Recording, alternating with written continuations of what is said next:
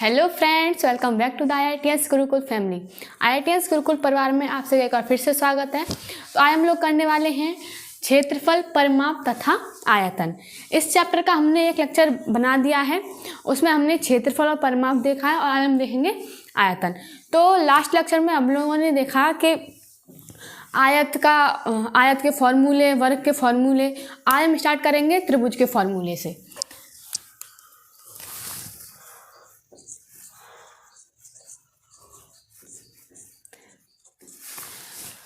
तो पिछले लेक्चर में मैंने आपको बताया था कि त्रिभुज हम इसमें दो प्रकार के पढ़ेंगे, समबाहु त्रिभुज और विषमबाहु त्रिभुज। तो पहला है हमारा समबाहु त्रिभुज।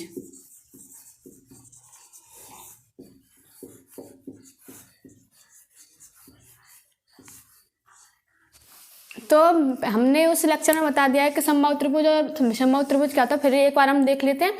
समबाहु त्रिभुज होता है ऐसा त्रिभुज जिसकी तीनों भुजाएं बराबर हों। अगर आपने वो लेक्चर नहीं देखा है तो जाके जरूर देखें।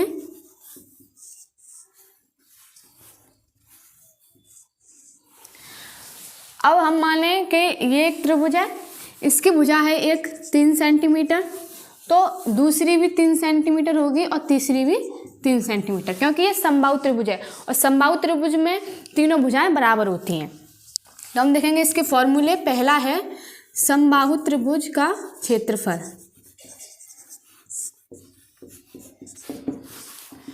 तो इसका फॉर्मूला होता है 3 का वर्गमूल बट्टे 4 गुना भुजा का वर्ग।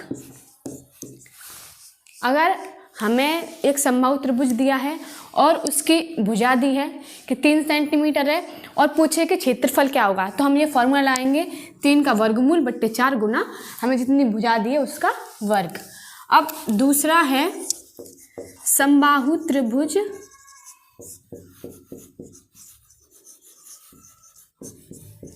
की ऊंचाई। ऊंचाई ये होती है ऊंचाई। तो अगर हमें समबाहु त्रिभुज दिया है और उसकी भुजा दी है और अगर अब पूछे कि इस समबाहु त्रिभुज की ऊंचाई क्या होगी, तो इसका फॉर्मूला होता है 3 का वर्गमूल बट्टे 2 गुना भुजा। जितनी हमें भुजा दी होगी उसको हम यहाँ पर गुना कर देंगे 3 के वर्गमूल बट्टे 2 से। अब तीसरा है समबाहु त्रिभुज का परिमाप।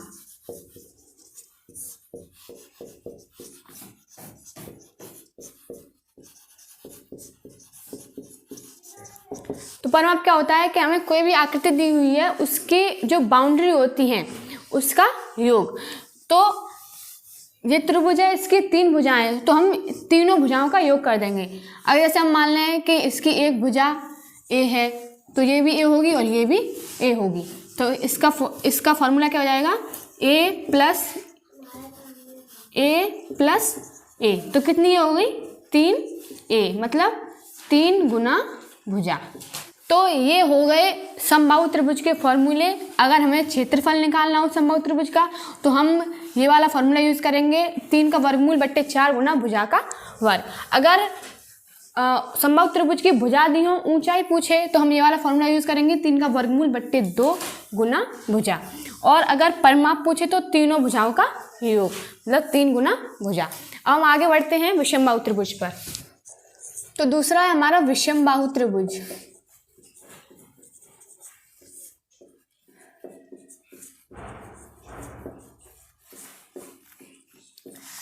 तो विषमबाहु त्रिभुज मतलब ऐसा त्रिभुज जिसकी तीनों भुजाएं अलग अलग माप की हों। तो ये बनाते हम एक त्रिभुज। इसकी ये भुजा है 3 सेंटीमीटर, ये है 4 सेंटीमीटर और ये है 5 सेंटीमीटर। तो इसकी तीनों भुजाओं की माप अलग अलग है, तो ये है एक विषमबाहु त्रिभुज। अब इसके फॉर्मूला, विषमबाहु त्रिभुज का परिमाप।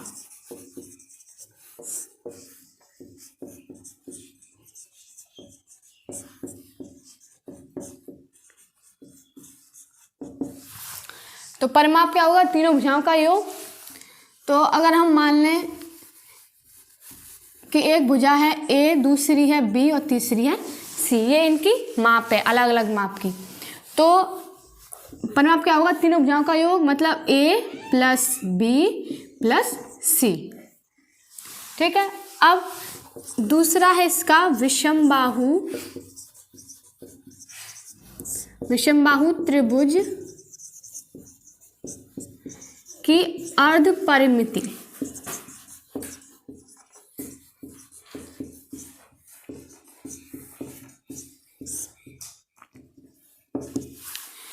अर्ध परिमिति मतलब कि परिमाप का आधा। परिमाप क्या है हमारा, a प्लस बी प्लस सी, मतलब तीनों भुजाओं का योग, और बट्टे 2। तो अर्ध परिमिति होती है परिमाप का आधा। और ये हम निकालते क्यों हैं, क्योंकि ये हमें क्षेत्रफल में बहुत ज़रूरी होती है। इसे मान लेते हैं, हम नाम दे देते हैं s। ठीक है। तो अब यहाँ से हमारा क्षेत्रफल निकलेगा, विषमबाहु त्रिभुज का क्षेत्रफल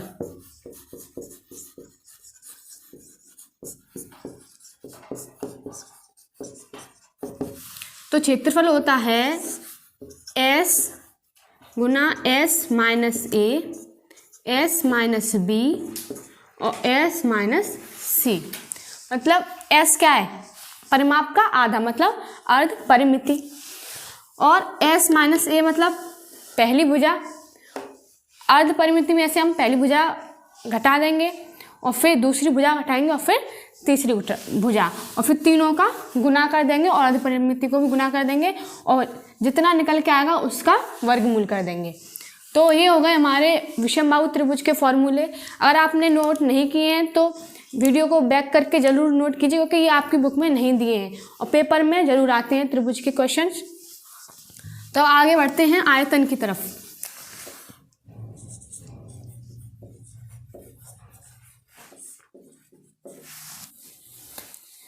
तो अब हम देखेंगे आयतन क्या होता है। जैसे क्षेत्रफल हम यूज़ करते हैं समतल आकृतियों के लिए। समतल आकृति मतलब त्रिभुज हो गया, वर्ग हो गया, आयत हो गया, इनके लिए हम क्षेत्रफल यूज़ करते हैं। ऐसे ही आयतन हम यूज़ करते हैं ठोस आकृतियों के लिए। तो अभी ठोस आकृति क्या होती है,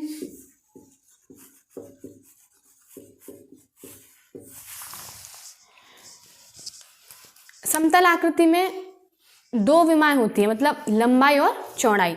और ठोस आकृति में लंबाई, चौड़ाई और ऊंचाई 3 विमाएं होती हैं कि वो कितनी लंबी है, कितनी चौड़ाई है उसमें और कितना ऊंचा है। जैसे ये मार्कर है, ये एक ठोस आकृति है। गिलास मान लो, क्या है, एक ठोस आकृति। बाल्टी क्या है, ठोस आकृति। मार्कर हो गया,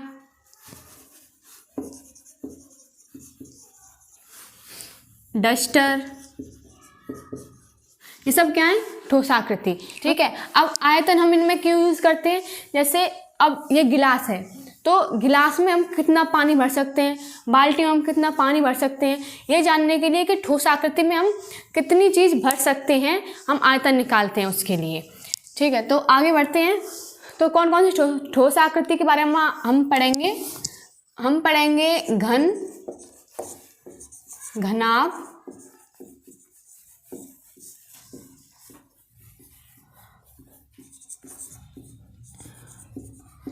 कमरा और संदूक। इन चारों के बारे में हम पढ़ेंगे और इनके फॉर्मूले देखेंगे। ठीक है। तो पहले हम स्टार्ट करते हैं घन से। तो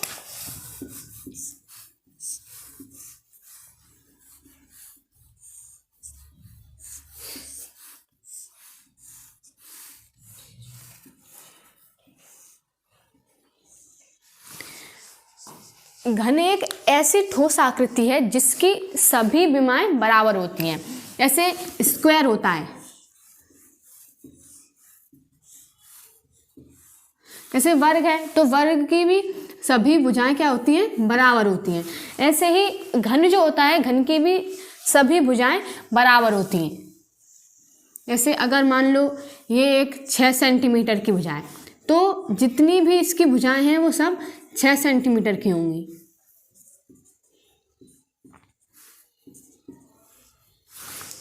ठीक है। तो घन में ये होती है लंबाई और ये होती है चौड़ाई और ये होती है ऊंचाई।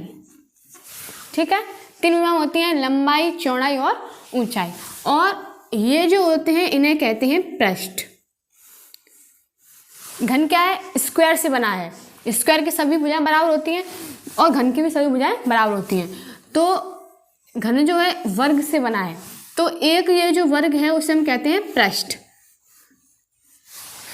घन में 6 पृष्ठ होते हैं, 6 पृष्ठ। ठीक है, देखो एक ये हो गया, तो एक इसके पीछे, 2 हो गए, एक ऊपर और एक नीचे, 4 और एक इधर तो एक उधर, कितने हो गए? 6 पृष्ठ। और ये जो लाइन होती है इन्हें कहते हैं किनारे। तो कितने किनारे होते हैं? 1 2 3 4 5 6 7 8 9 10 11 और 12 किनारे होते हैं। और ये इन्हें कहते हैं कोने। तो कितने कोने होते हैं? 1 2 3 4 5 6 7 8 कोने होते हैं। तो घन हो या घनाभ हो, उनमें 6 पृष्ठ होते हैं, 12 किनारे होते हैं और 8 कोने होते हैं। ठीक है, तो अब हम स्टार्ट करते हैं इसके फॉर्मूले।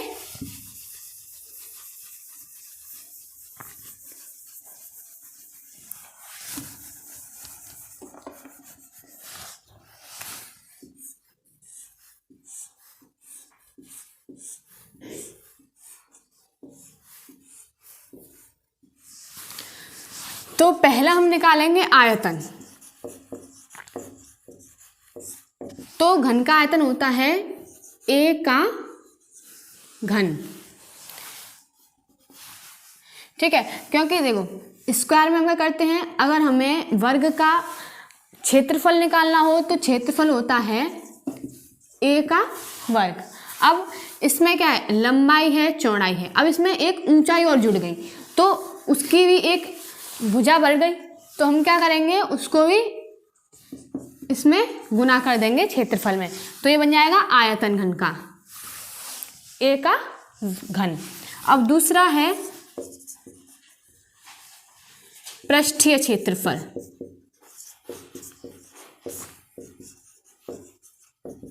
तो पृष्ठीय क्षेत्रफल मतलब कि घन में ये जो पृष्ठ हैं इनका क्षेत्रफल क्या होगा। तो देखो ये क्या है? एक वर्ग है, तो वर्ग का क्षेत्रफल क्या होता है? A का वर्ग, मतलब भुजा का वर्ग। ठीक है, तो वर्ग का क्षेत्रफल क्या होता है? भुजा का वर्ग। अब इसमें ऐसे कितने पृष्ठ हैं? 6 पृष्ठ है घन में। तो अगर एक पृष्ठ का क्षेत्रफल भुजा का वर्ग है तो 6 का कितना होगा? 6 गुना भुजा का वर्ग। तो पृष्ठीय क्षेत्रफल हो जाएगा 6 गुना भुजा का वर्ग। ठीक है, अब तीसरा फॉर्मूला है इसका घन का विकर्ण। तो घन का विकर्ण होता है 3 का वर्गमूल गुना भुजा। ठीक है, तो ये हो गए हमारे घन के फॉर्मूले। अगर हमें आयतन निकालना हो तो हम भुजा का घन कर देंगे, जितनी भी हमें भुजा दी हो। जैसे मान लो हमें भुजा दी है यहाँ पे 3 सेंटीमीटर, तो हम क्या कर देंगे? 3 का घन, तो कितना हो जाएगा? 27। ठीक है, अब ऐसे ही पृष्ठीय क्षेत्रफल, अगर हमें भुजा 3 दी है तो पृष्ठीय क्षेत्रफल कैसे निकालेंगे? 6 गुना भुजा का वर्ग, तो कितना हो जाएगा? 24। ठीक है, ऐसे ही अगर विकर्ण है तो विकर्ण कैसे निकालेंगे? 3 का वर्गमूल गुना भुजा हमारी कितनी है? 3 सेंटीमीटर, तो क्या हो जाएगा? 3 गुना 3 का वर्गमूल। ठीक है, इस तरह से हम फॉर्मूले के बेस पर आंसर निकाल सकते हैं। तो हम दूसरी आकृति देखेंगे, घनाभ। ठीक है, तो दूसरा है हमारा घनाभ।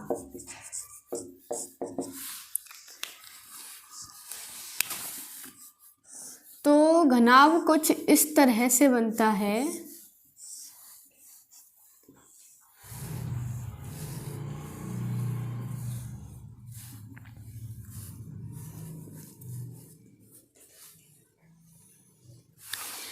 जैसे घन वर्ग से बनता है वैसे ही घनाभ आयत से बनता है। ठीक है, तो इसमें इसकी लंबाई, चौड़ाई और ये होती है ऊंचाई। ठीक है, इसमें भी 6 पृष्ठ होते हैं, 12 किनारे होते हैं और 8 कोने होते हैं। तो इसके फॉर्मूले देखते हैं। आयतन, ठीक है, तो आयतन होता है लंबाई गुना चौड़ाई गुना ऊंचाई।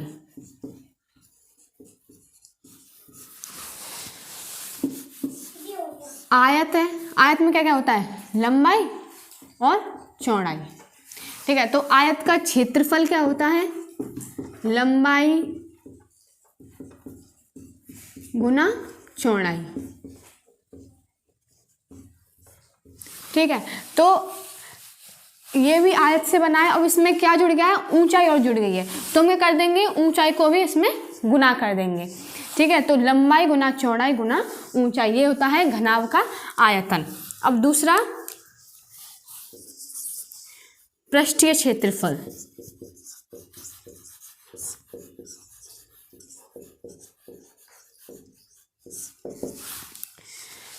तो पृष्ठीय क्षेत्रफल मतलब कि ये जो पृष्ठ हैं आयताकार, उनका क्षेत्रफल कितना होगा। 6 पृष्ठ है तो 6 पृष्ठ का क्षेत्रफल कितना होगा।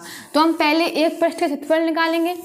तो अब इसमें क्या है कि तीनों जो लंबाई चौड़ाई और ऊंचाई की माप होगी वो अलग अलग होगी। घन में सभी बराबर होती हैं भुजाएं, लेकिन इसमें लंबाई चौड़ाई ऊंचाई की माप अलग अलग होगी। जैसे अगर मान लो लंबाई है 5 सेंटीमीटर, ऊंचाई है 3 सेंटीमीटर और चौड़ाई है 2 सेंटीमीटर। ठीक है, तो तीनों की माप अलग अलग हुई। तो अब अगर हम पृष्ठीय क्षेत्रफल निकालें तो पहले हम इस वाले पृष्ठ का क्षेत्रफल निकालेंगे। तो इसमें क्या क्या आ रहा है, लंबाई आ रही है और ऊंचाई आ रही है। तो इसका क्षेत्रफल कितना हो जाएगा, लंबाई गुना ऊंचाई। अब जब हमने इस वाले पृष्ठ का क्षेत्रफल निकाला है तो इसके ही अपोजिट एक और पृष्ठ है यहाँ पर, ये वाला। ठीक है, ये वाला जो पृष्ठ है तो उसमें भी लंबाई और ऊंचाई होगी, तो उसका भी पृष्ठीय क्षेत्रफल कितना होगा, लंबाई गुना ऊंचाई। तो दो पृष्ठ का क्षेत्रफल कितना हो गया, 2 गुना लंबाई गुना ऊंचाई। ठीक है, अब ऐसे ही अब अगर हम ये वाला पृष्ठ लें तो इसमें क्या क्या आ रहा है, चौड़ाई और ऊंचाई। तो इसका कितना हो जाएगा, चौड़ाई गुना ऊंचाई। अब इसके अपोजिट ये वाला पृष्ठ है, इसमें भी क्या है, चौड़ाई और ऊंचाई, तो प्लस इसका भी कर देंगे तो दो पृष्ठ का चौड़ाई गुना ऊंचाई पृष्ठीय क्षेत्रफल हो जाएगा। ठीक है, अब कौन सा पृष्ठ बचा, ये वाला, ऊपर और नीचे वाला। ठीक है, तो इनकी विमाएं क्या है, लंबाई और चौड़ाई। तो इनका क्या हो जाएगा, लंबाई गुना चौड़ाई।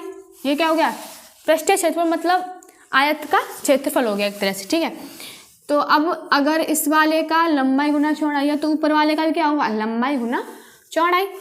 तो दोनों का हो जाएगा 2 गुना लंबाई गुना चौड़ाई।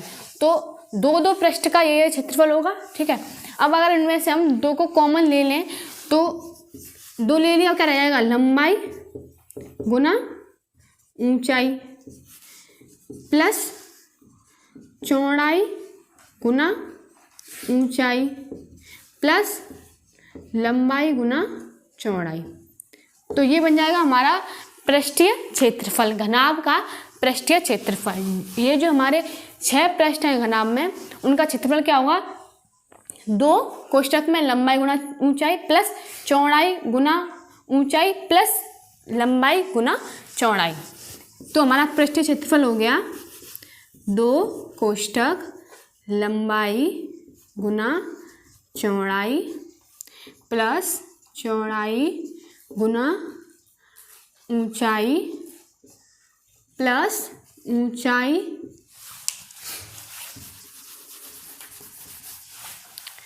ऊंचाई गुना लंबाई। ठीक है, ये हो गया पृष्ठीय क्षेत्रफल। अब तीसरा है विकर्ण।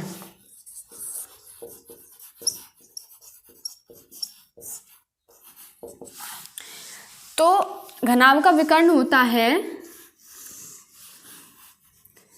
लंबाई का वर्ग प्लस चौड़ाई का वर्ग प्लस ऊंचाई का वर्ग।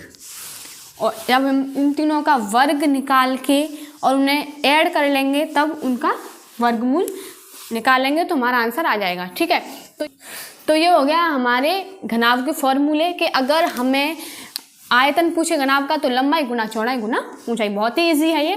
और पृष्ठीय क्षेत्रफल पूछे तो 2 कोष्ठक लंबाई गुना चौड़ाई प्लस चौड़ाई गुना ऊंचाई प्लस ऊंचाई गुना लंबाई। और विकर्ण पूछे तो लंबाई का वर्ग प्लस चौड़ाई का वर्ग प्लस ऊंचाई का वर्ग का वर्गमूल। ठीक है, तो ये हो जाएंगे हमारे घनाभ के फॉर्मूले, इनसे हम क्वेश्चन निकाल सकते हैं। तो अब हम देखेंगे तीसरा कमरा। तो अगर आपने कमरा देखा होगा या नहीं देखा है तो देखें ध्यान से अभी कि ये जो कमरा होता है वो घनाभ के आकार का होता है। उसमें लंबाई चौड़ाई और ऊंचाई तीनों होती हैं। ठीक है, तो कमरे में क्या होता है, 4 दीवार, एक छत और एक फर्श। ठीक है, अब देखो ये मान लो हमारी 4 दीवार हो गई, 1 2 3 और 1 4। ठीक है, ये हमारी 4 दीवार हो गई। और ये जो ऊपर का वो हो गई छत और ये जो नीचे वो फर्श। ठीक है, अब हम देखेंगे इसके फॉर्मूले। तो पहला है कमरे की 4 दीवारों का क्षेत्रफल। ठीक है, तो कमरे की 4 दीवारों का क्षेत्रफल। तो कमरा हमारा कैसा है, आयताकार है। इसके जो पृष्ठ हैं वो कैसे हैं, आयताकार है। ठीक है, तो 4 दीवार मतलब लंबाई, ये ऊंचाई और ये चौड़ाई। ठीक है, अब यहाँ से निकालें तो एक दीवार ये हो गई, तो इसमें क्या है, लंबाई और ऊंचाई। तो लंबाई गुना ऊंचाई, ये हो गया पहली दीवार का। ठीक है, अब दूसरी दीवार का ये होगी चौड़ाई और ऊंचाई। इस वाली दीवार में क्या आ रहा है, चौड़ाई और ऊंचाई, तो प्लस चौड़ाई गुना ऊंचाई। ठीक है, अब तीसरी दीवार का, तो ये वाली जो दीवार है ये इसके अपोजिट है। तो अगर इसमें लंबाई और ऊंचाई है तो इसमें भी लंबाई और ऊंचाई होगी, तो इसका भी क्या हो जाएगा, लंबाई गुना ऊंचाई। ठीक है, 3 दीवार का हो गया। अभी चौथी दीवार हमारी ये वाली है। ठीक है, अब ये वाली जो दीवार है ये इसके अपोजिट है, तो इस वाले में क्या है, चौड़ाई और ऊंचाई। ठीक है, तो इसमें भी क्या हो जाएगा, चौड़ाई और ऊंचाई। तो इसका क्षेत्रफल क्या हो जाएगा, चौड़ाई गुना ऊंचाई। अब 2 लंबाई गुना ऊंचाई और 2 चौड़ाई गुना ऊंचाई आ रहे हैं। ठीक है, तो हम इसे ऐसे लिख सकते हैं, 2 लंबाई गुना ऊंचाई प्लस 2 चौड़ाई गुना ऊंचाई। ठीक है, अब इनमें क्या कॉमन है, ऊंचाई और 2, तो इन्हें हम बाहर निकाल लेंगे। 2 गुना ऊंचाई, इन दोनों को हमने बाहर निकाल लिया ब्रैकेट से। अब क्या क्या रहेगा ब्रैकेट में, बस लंबाई और चौड़ाई। तो लंबाई प्लस चौड़ाई, तुम्हारा फॉर्मूला क्या बन गया, कमरे की 4 दीवारों का क्षेत्रफल। फॉर्मूला क्या बना, 2 गुना ऊंचाई और कोष्ठक में लंबाई प्लस चौड़ाई। ठीक है, तो इस तरह से हमारा ये 4 दीवारों का क्षेत्रफल निकल आया।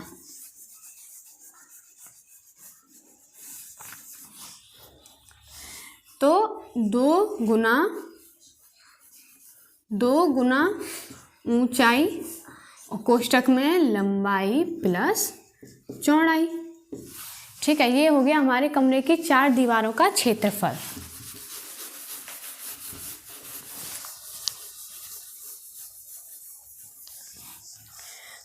अब दूसरा है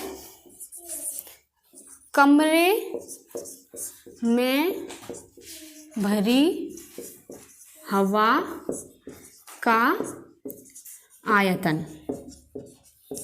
ठीक है, तो आयतन मैंने आपको क्या बताया कि ठोस आकृति में हम कितनी चीज़ भर सकते हैं, उसकी कैपेसिटी क्या है कि वो कितनी चीज़ को अपने अंदर रख सकती है। ठीक है, तो कमरा क्या है, एक ठोस आकृति मान लेते हैं। ठीक है, ठोस आकृति की तरह अब कमरा क्या है हमारा, घनाभ की जैसा, तो इसका आयतन क्या हो जाएगा, लंबाई गुना चौड़ाई गुना ऊंचाई। ठीक है, तो ये हो जाएगा कमरे में भरी हवा का आयतन, लंबाई गुना चौड़ाई गुना ऊंचाई। अब तीसरा है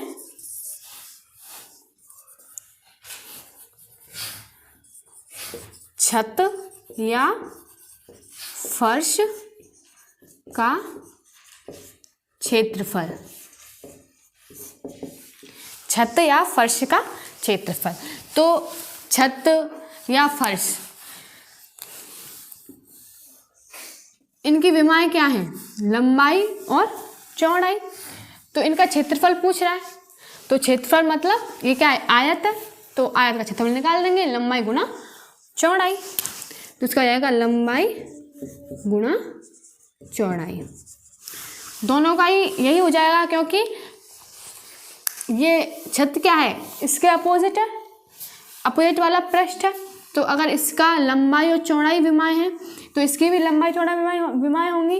तो अगर इसका क्षेत्रफल लंबाई गुना चौड़ाई है तो इसका भी क्षेत्रफल लंबाई गुना चौड़ाई होगा। तो अगर छत या फर्श दोनों में से किसी एक का क्षेत्रफल पूछे तो क्या लिखेंगे, लंबाई गुना चौड़ाई। ठीक है, तो ये हो गए हमारे कमरे के फॉर्मूले कि अगर कमरे की 4 दीवारों का क्षेत्रफल पूछे तो क्या हो जाएगा, 2 गुना ऊंचाई कोष्ठक में लंबाई प्लस चौड़ाई। और अगर पूछे कि कमरा है उसमें हवा का आयतन बताओ, तो हवा का आयतन क्या हो जाएगा, लंबाई गुना चौड़ाई गुना ऊंचाई, तीनों विमाओं को हम गुना कर देंगे। और तीसरा है छत या फर्श का क्षेत्रफल, छत का पूछे या फर्श का, लंबाई गुना चौड़ाई। ठीक है, अब जो लास्ट हम पढ़ेंगे संदूक के बारे में, संदूक के फॉर्मूले देखेंगे। तो चौथा हो गया हमारा संदूक। संदूक भी एक घनाभ की तरह होता है, घनाभ ही होता है। तो संदूक में ऊंचाई के साथ साथ हमें मोटाई भी दी होती है, ये होती है मोटाई।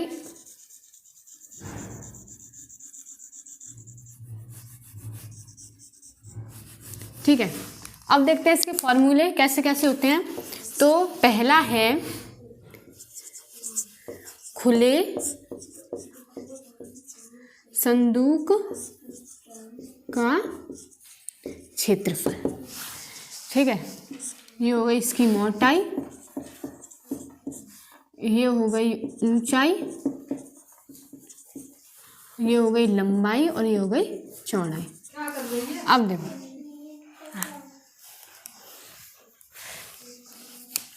अब देखो हमें क्या, तो हमें निकालना है खुले संदूक का पृष्ठीय क्षेत्रफल। ठीक है, तो अब इसमें क्या है, 6 पृष्ठ हैं। अब अगर एक हम पृष्ठ हटा दें, मतलब संदूक क्या है, खुला हुआ है, तो वो जो पृष्ठ होगा उसे हम नहीं गिनेंगे, तो हमारे कितने पृष्ठ हो जाएंगे, 5 पृष्ठ हो जाएंगे। अब हमें 5 पृष्ठ का क्षेत्रफल निकालना है। तो पहला पृष्ठ हमारा ये वाला हो गया। अब इसमें क्या क्या है, लंबाई और ऊंचाई, तो लंबाई गुना ऊंचाई। अब इसके पॉजिटिव ये वाला है, तो इसका हो जाएगा लंबाई और गुना ऊंचाई। ठीक है, अब इस वाले पृष्ठ का निकालेंगे तो इसमें क्या है, चौड़ाई और ऊंचाई, तो चौड़ाई गुना ऊंचाई। ठीक है, और प्लस अब इसका अपोजिट क्या है, ये वाला, तो इसका भी क्या हो जाएगा, चौड़ाई गुना ऊंचाई। अब 4 पृष्ठ का हमने क्षेत्रफल निकाल लिया। अब बचा हमारा लास्ट वाला, ये जो है नीचे वाला, इस वाले पृष्ठ का निकालेंगे तो क्या हो जाएगा, लंबाई गुना चौड़ाई, लंबाई गुना चौड़ाई। अब देखो, अब ये तो 2 बार हैं, तो ये क्या हो जाएगा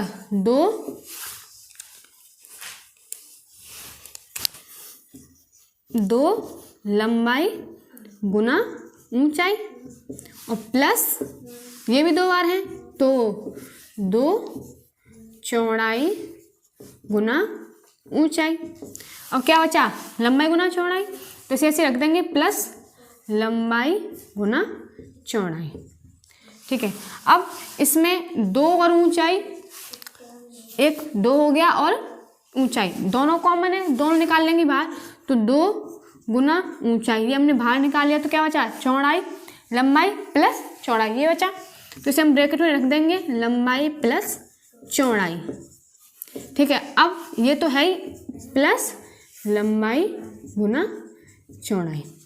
तो ये बन गया हमारा खुले संदूक का पृष्ठीय क्षेत्रफल, मतलब जो 5 पृष्ठ हैं उनका क्षेत्रफल, 2 गुना ऊंचाई, लंबाई प्लस चौड़ाई प्लस लंबाई गुना चौड़ाई। ठीक है,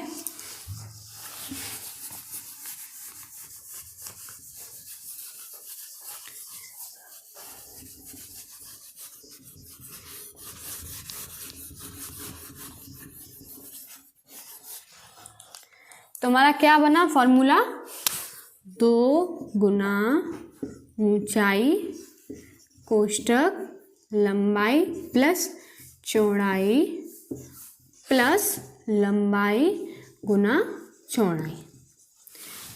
ठीक है, अब देखते हैं दूसरा फॉर्मूला, संदूक की धारिता। धारिता मतलब आयतन। ठीक है, तो धारिता या आयतन एक ही बात है। तो अब इसमें हमें क्या दिया, मोटाई और दी है ना, तो क्या करेंगे, तो बाहर की लंबाई चौड़ाई ऊंचाई में से अंदर वाली जो ये मोटाई है उसको घटा देंगे। तो कैसे, लंबाई, ठीक है, अब ये मोटाई इसमें बढ़ रही है, तो अब ये इधर भी बढ़ेगी लंबाई में और उधर भी बढ़ेगी, तो -2 गुना मोटाई। ठीक है, और इधर चौड़ाई -2 गुना मोटाई, और ऊंचाई -2 गुना मोटाई। अब जब 2 गुना मोटाई घटाकर हमारी जो लंबाई चौड़ाई ऊंचाई निकल के आएंगे उन्हें हम गुना कर देंगे, और हमारा आयतन क्या होता है, लंबाई गुना चौड़ाई गुना ऊंचाई। तो पहले हम इनमें से लंबाई चौड़ाई और ऊंचाई निकालेंगे और फिर उनका गुना कर देंगे, तो ये निकल आएगा हमारा संदूक की धारिता। अब तीसरा है इसमें फॉर्मूला,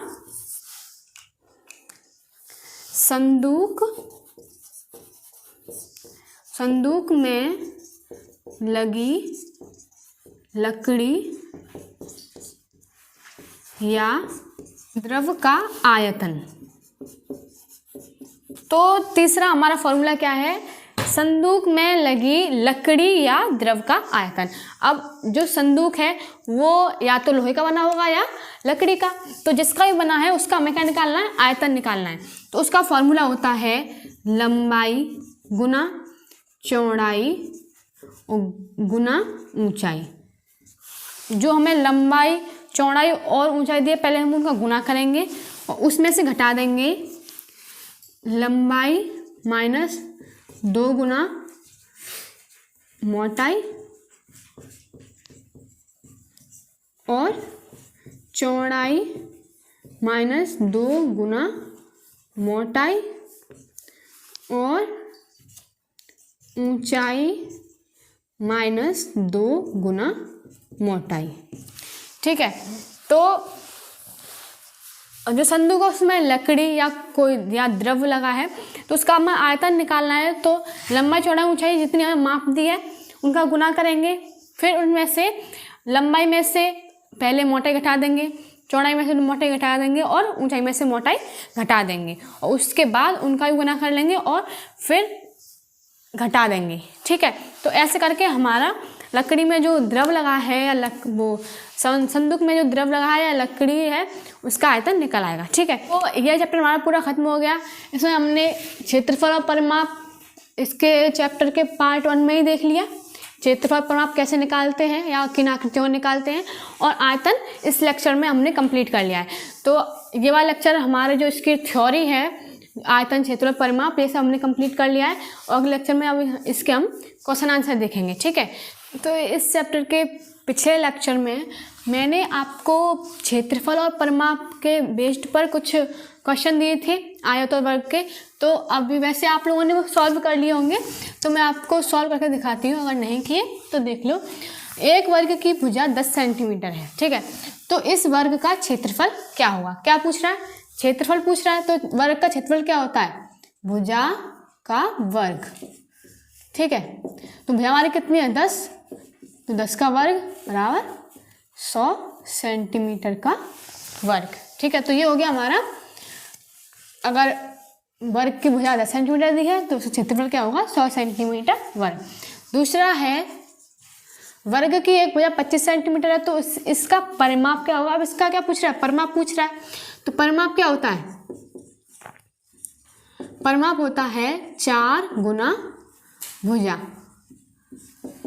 तो 4, हमारी भुजा कितनी है? 25, तो 25 चौके 100 सेंटीमीटर। ठीक है, अब तीसरा है क्वेश्चन, वर्ग के विकर्ण की लंबाई 8 सेंटीमीटर है। विकर्ण कितना दिया हुआ है? विकर्ण हमें दिया हुआ है 8 सेंटीमीटर। क्या पूछ रहा है? क्षेत्रफल पूछ रहा है। तो मैंने आपको फॉर्मूला लिखाया है कि अगर वर्ग का क्षेत्रफल हम 2 तरह से निकाल सकते हैं। अगर भुजा दी हो तो हम उसे कर देंगे भुजा का वर्ग, और अगर भुजा ना दी हो तो एक विकर्ण दिया हो तो 1/2 गुना विकर्ण का वर्ग। विकर्ण का वर्ग। ठीक है, अगर भुजा दी होगी तो हम ये वाला फॉर्मूला यूज़ करेंगे, और अगर विकर्ण दिया होगा तो हम ये वाला फॉर्मूला यूज़ करेंगे। तो रख देते हैं इसमें 1/2 गुना विकर्ण हमारा कितना है? 8 का वर्ग। तो 1/2 गुना 8 गुना 8, 2 चौके 8 और 4 8 32। ठीक है, तो कितना हो गया? 32 सेंटीमीटर वर्ग। अब चौथा है आयत की लंबाई 5 सेंटीमीटर, चौड़ाई 10 सेंटीमीटर। क्या पूछ रहा है? परिमाप पूछ रहा है। तो आयत का परिमाप क्या होता है? परिमाप होता है 2 गुना लंबाई प्लस चौड़ाई। तो अब हम फॉर्मूले में रख देंगे 2, लंबाई कितनी है हमारी? 5 और चौड़ाई 10, तो 2 गुना 10 और 5 15, कितना हो गया? 30 सेंटीमीटर। ठीक है, अब पांचवा, वर्ग का विकर्ण क्या होगा यदि इसकी एक भुजा 4 सेंटीमीटर? तो क्या पूछ रहा है? विकर्ण पूछ रहा है, और विकर्ण का फॉर्मूला तुम्हें पता ही है, क्या होता है? 2 का वर्गमूल गुना भुजा। तो बस सीधे सीधे हम भुजा रख देंगे इसमें, तो 2 का वर्गमूल गुना भुजा हमारी कितनी है? 4, तो क्या हो जाएगा? 4 गुना 2 का वर्गमूल सेंटीमीटर। ठीक है, तो वैसे तो आप लोगों ने ये क्वेश्चन कर लिए होंगे और आगे भी कर लिए होंगे। ओके, तो आज का लेक्चर यहीं खत्म होता है। इस लेक्चर में हमने आयतन के बारे में देखा, ठोस आकृति, घन, घनाभ, कमरा, संदूक, इन सब के फॉर्मूले देखे, और अगले लेक्चर में हम इस चैप्टर के क्वेश्चन आंसर करेंगे, और जो घन, घनाभ, कमरा, संदूक, इसके फॉर्मूले के बेस्ड क्वेश्चन हो उन्हें आप जरूर करके देखें। बहुत ही सिंपल है फॉर्मूले से करना। तो अगर आपको ये वीडियो अच्छी लगी हो तो वीडियो को लाइक करें, सब्सक्राइब करें, और IITians गुरुकुल फैमिली को ऐसे ही बढ़ाते रहें। Thank you.